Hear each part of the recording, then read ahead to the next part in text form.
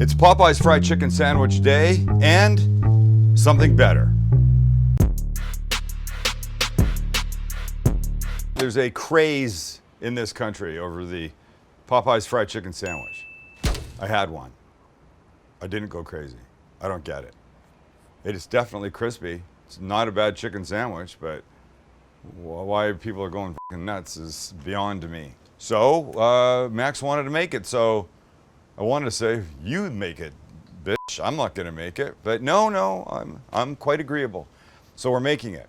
And we're gonna make something that I want to make. I'm gonna make a fried chicken banh mi that will be fucking insane. It'll be great. So we start, as always, by making a little,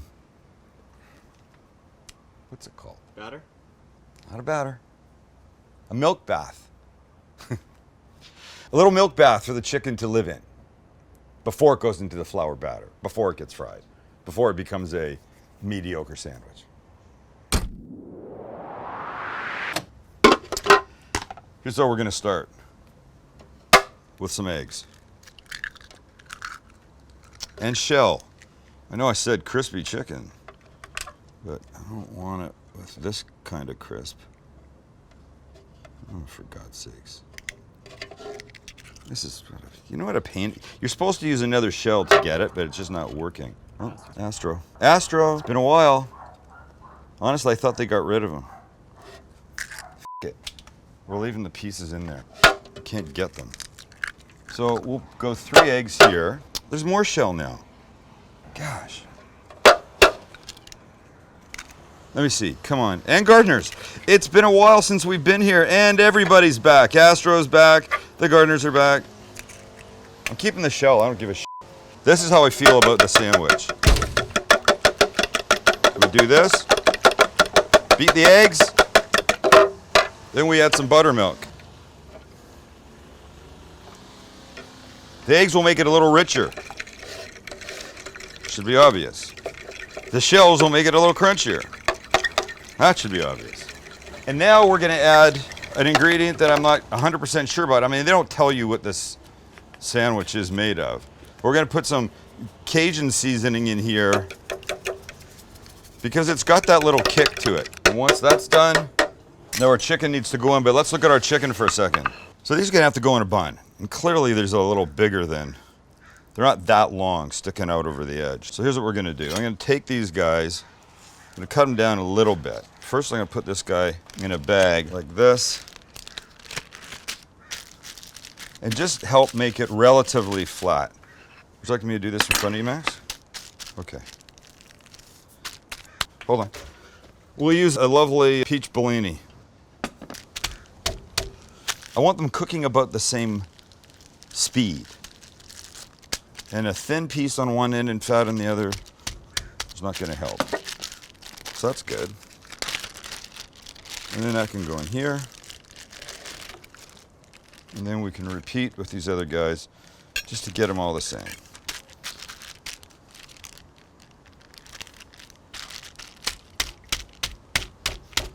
This guy's pretty good, but this guy's big, man. That's too big for the sandwich.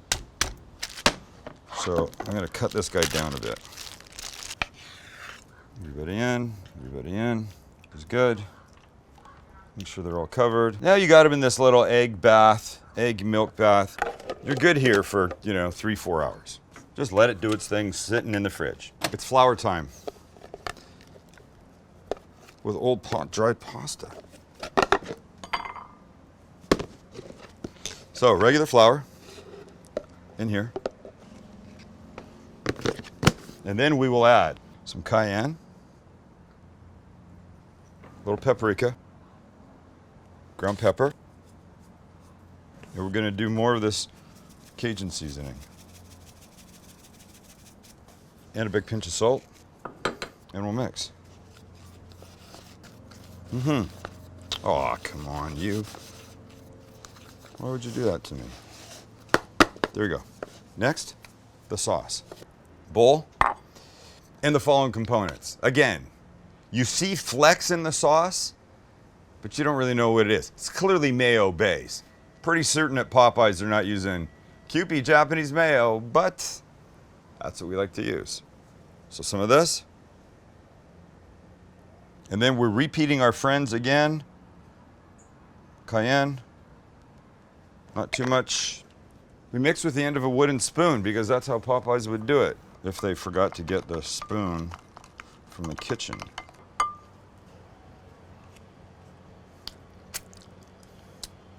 You know,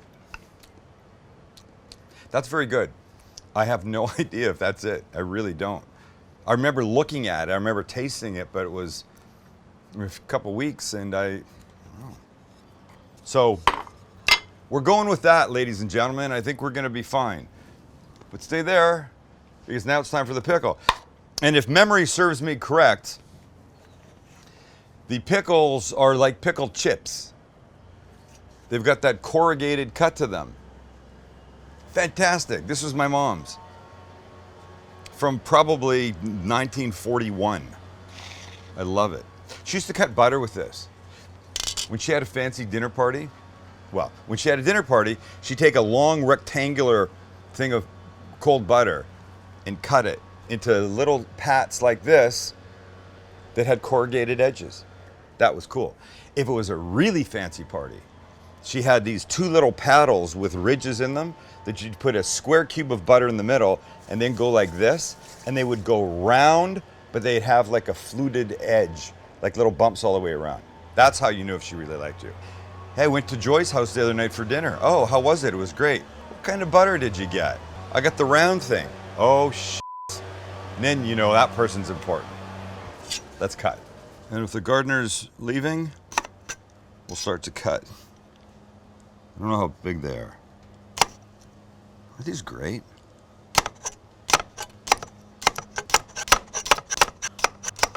Okay, there we are. Okay, we'll put them on our container. And they go. We clean, and we're almost ready. The competitive sandwich to the Popeyes crispy chicken will be a fried chicken banh mi. It's gonna be great. The banh mi consists of the chicken, a sauce that I'll make now, and a little pickling thing. So let's do that first.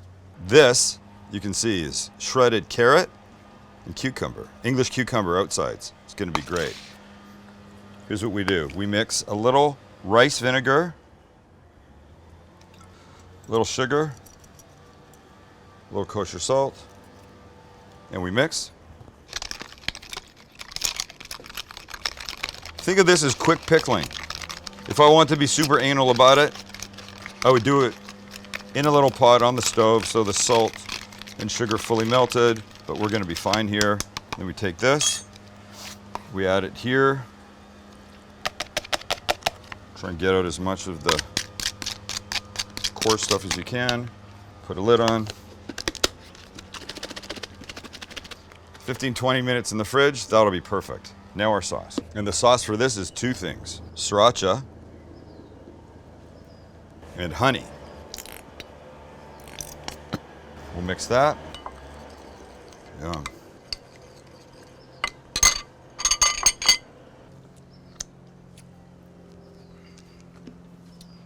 That shit is magic. Oh my God.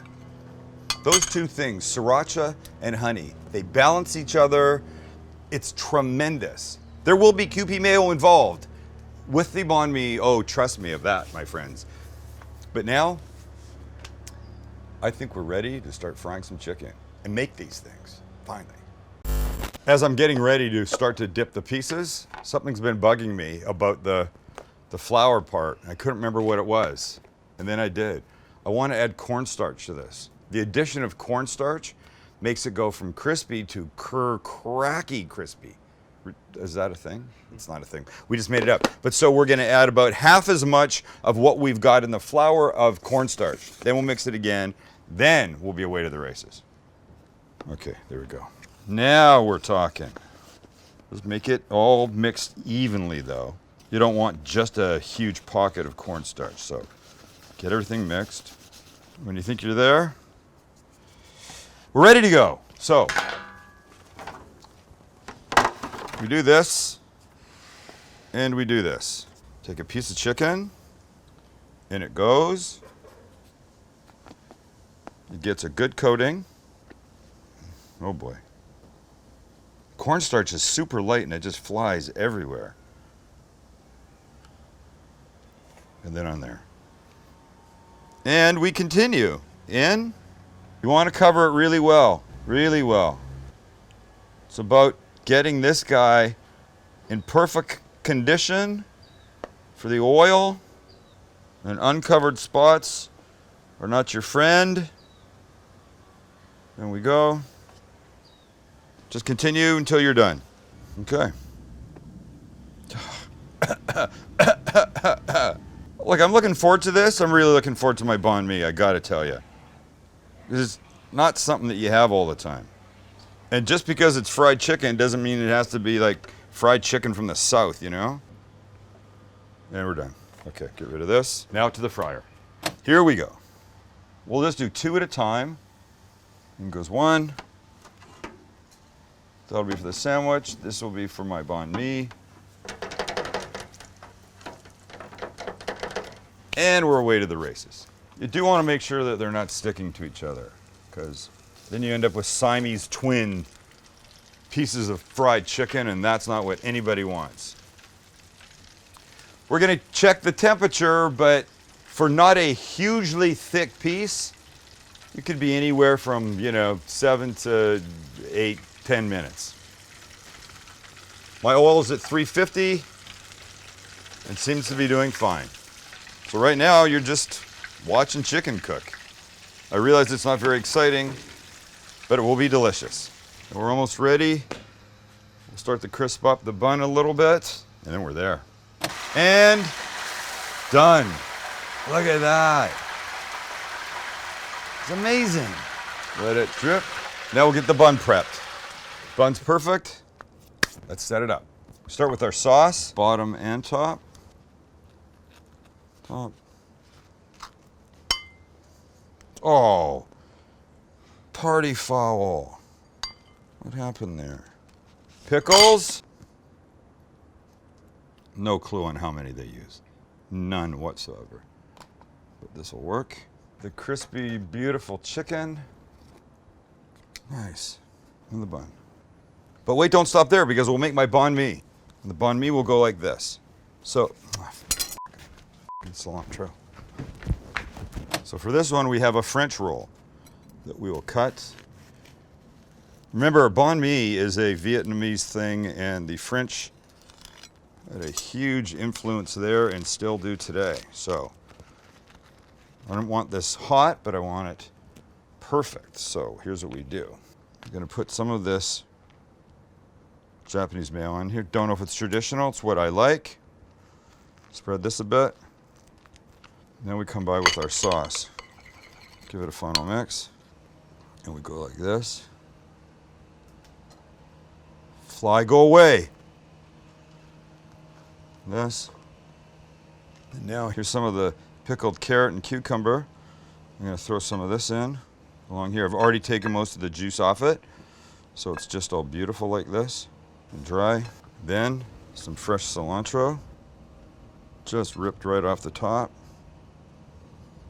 Oh boy. So now we'll take our piece of chicken here. We can cut it like this. Ow, ow, ow. Now set this guy in like that. And one more tiny drizzle right here.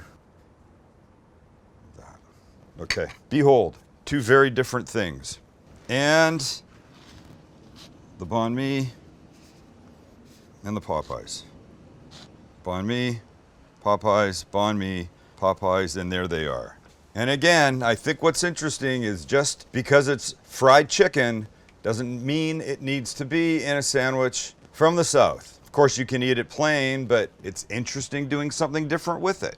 That's what makes cooking fun. And so we taste. The chicken sandwich. I like the look of it.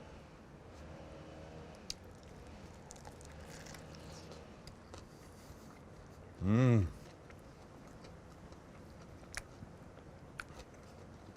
The spice level is really nice, like really nice. I didn't have a whole lot of hope for this. But guess what? Chicken is perfect. Juicy, tender. Fantastic. And how about the banh mi? Shall we? Let's cut.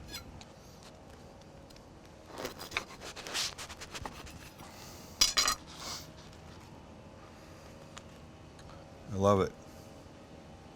I love it, these crispy edges.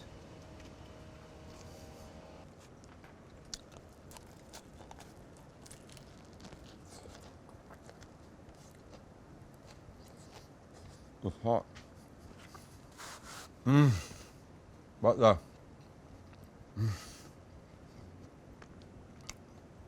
the sweet, the hot, the pickled stuff inside. And I love cilantro. This is fantastic. I don't know what's better. It's completely different. Like 200 degrees away different. I like them both. Sandwich is pretty damn good. The banh mi is pretty damn good. So what have we learned? We've learned that you have some choices, ladies and gentlemen. You don't have to eat the same food the same way all the time. Change the shit up. But when you do want to eat it the same way, you might want to make this. A fried chicken sandwich bar. A fried chicken sandwich Make your own bar. fried chicken sandwich. Oh, it's with the genius. condiments. Wait a sec. How about that for a party idea, right? That's what I'm saying. Oh, yeah. You have the chicken. You have it battered. You have all the stuff out. You have different breads. You have some waffles. Yeah. You have some tortillas.